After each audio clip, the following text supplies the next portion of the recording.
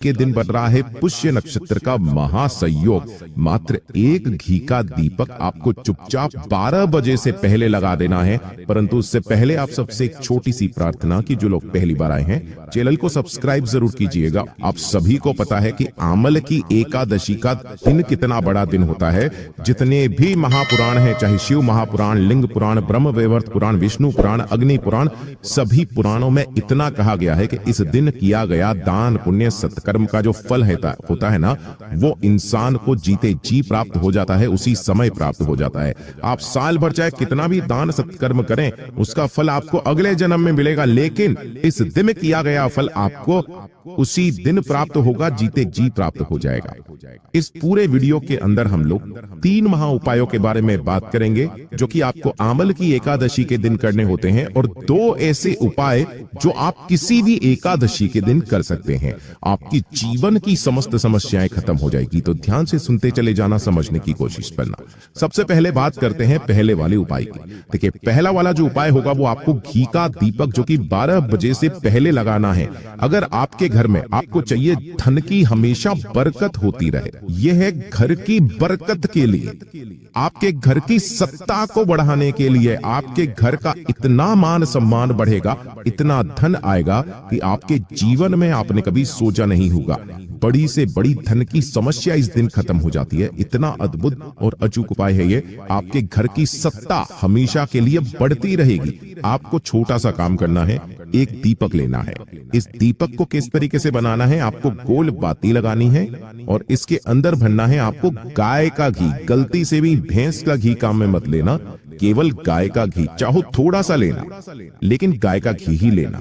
और इसी के साथ में आपको थोड़ा सा अनाज, यानी कि आसन के तौर पर जो भी आप अनाज लेना चाहो, थोड़े से गेहूं के दाने, चावल के दाने, हरे मूंग के दाने, कुछ भी आपको थोड़े से चुटकी भर अनाज ले लेना है। और आपकी जो पूजा की थाली है, जैसे कि आप पूजा करते हो ना, पूजा थाली में रोली, चंदन, कुमकुम, धूप, दीप जो भी है वो आपको ले लेना है, ठीक है ना। और एक दीपक ये वाला जरूर लेना।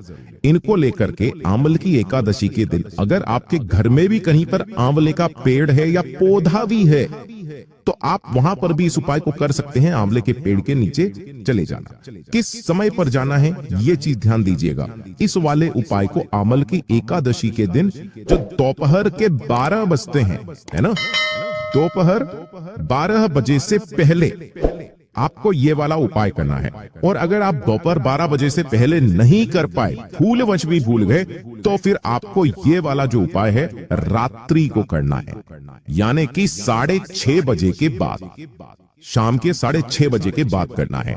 सबसे उत्तम समय है सुबह 12 बजे से पहले। जिस आंवले के पेड़ के नीचे जाएंगे, आपको सबसे पहले एक दीपक यहां पर प्रज्वलित कर देना है, थोड़ा सा आसन बिछा करके हरिहर महादेव जी के नाम से। उसके पश्चात जो आप पूजा की थाली लेकर के आए हो, इस वृक्ष की आपको जैसे पूजा करनी है, जो धूप दीप चंदन चढ़ाना है, मिठाई चढ़ानी है, भोग चढ़ाना है, वो सब कुछ जैसे आप नॉर्मली पूजा करते हो बिल्कुल वैसे ही पूजा कर लेनी है। अब उपाय करने का समय, जब आप पूजा करके उठोगे तो उठने के बाद इस पेड़ की जो छाल होती है, ये वाली जो छाल यहां पर लगी हुई है, इस तरीके से आपको यह थोड़ी सी छाल खुरचनी है कि आप जब भी इसे खुरचोगे तो आपको अपने हाथ की, दाहिने हाथ की केवल 2 उंगलियों का इस्तेमाल करना है। पहला, एक तो ये अंगूठा और दूसरी छोटी वाली उंगली। केवल आपको इन दोनों से ही उस पेड़ की थोड़ी सी छाल खुरचनी है और खुरच करके आपका जो पल्लू है ना, आपका जो पल्लू है उस पल्लू के अंदर गिरा लेनी है इस वाली छाल को। छाल को गिराने के पश्चात, ज्यादा नहीं, थोड़ी सी चुटकी भर ही आप ले लेना, कोई दिक्कत नहीं है। जैसे ही आप छाल को अपने पल्लू में गिरा लो, इस पल्लू को आपको अपने ऊपर अपनी तरफ गिराना है। ये चीज ध्यान रखना, ऐसे छिटकना नहीं है, अपनी तरफ गिरा करके उसे पल्लू में रख लेना, ठीक है। और इसे लेकर के अपने घर पर आ जाना।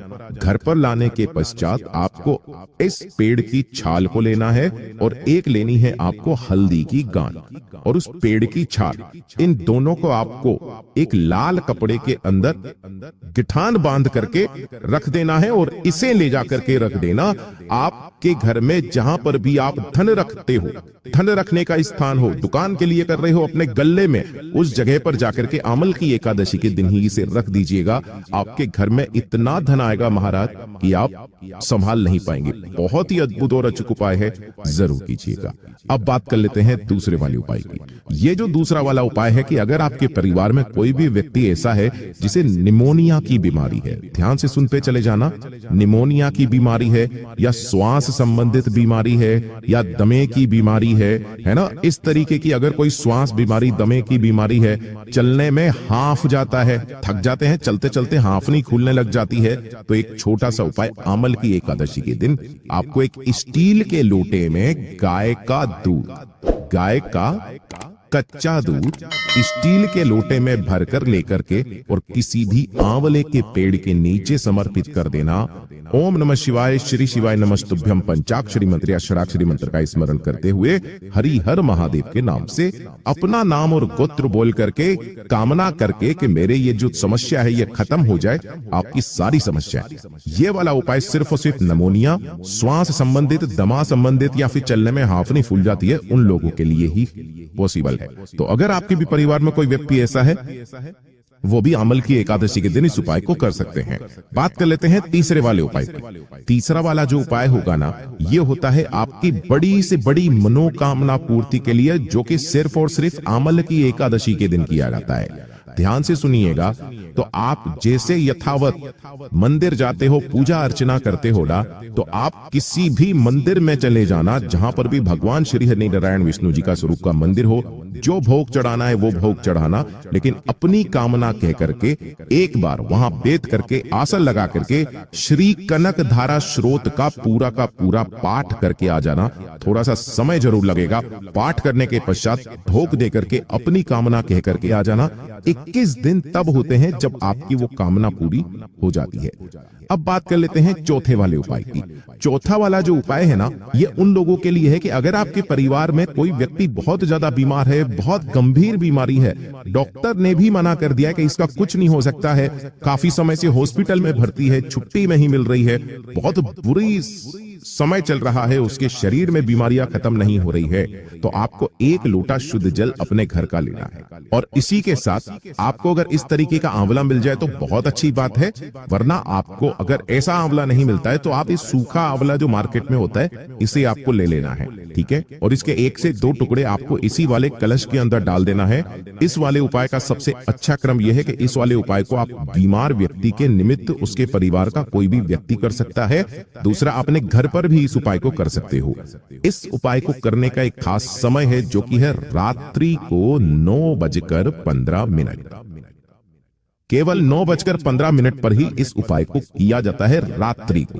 अगर आपके घर में शिवलिंग विराजमान है तो वहां चले जाइए, वहां नहीं है तो आपके आसपास जो भी मंदिर है जहां पर शिवलिंग विराजमान है वहां पर चले जाइए। उत्तर दिशा, नॉर्थ डायरेक्शन की तरफ मुंह करके खड़े हो जाना, उस बीमार व्यक्ति का नाम और गोत्र बोलना और अपनी कामना कह करके कि वो बीमार व्यक्ति सही हो जाए। इस आंवले के जल को शिवलिंग के ठीक ऊपर ओम नमः शिवाय, श्री शिवाय नमस्तुभ्यम पंचाक्षरी मंत्र या षडाक्षरी मंत्र का स्मरण करते हुए रात्रि को 9:15 बजे शिवलिंग के ठीक ऊपर आपको समर्पित कर देना है अमल की एकादशी के लिए। जो भी जल बहता बहता जलाधारी से नीचे की तरफ आए, थोड़ा सा जल आपको यहाँ पर रोकना है और उस बीमार व्यक्ति को इसका आचमन करा देना है।